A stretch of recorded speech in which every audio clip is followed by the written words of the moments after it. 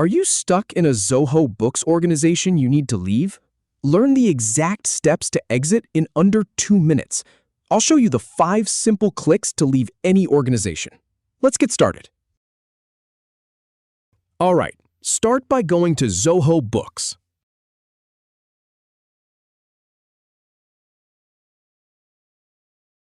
Then, click on the arrow down icon to expand your options.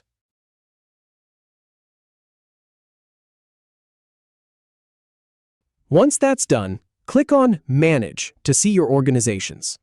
Click the 3-dot icon. Finally, click Leave Organization to complete the process. And that's it.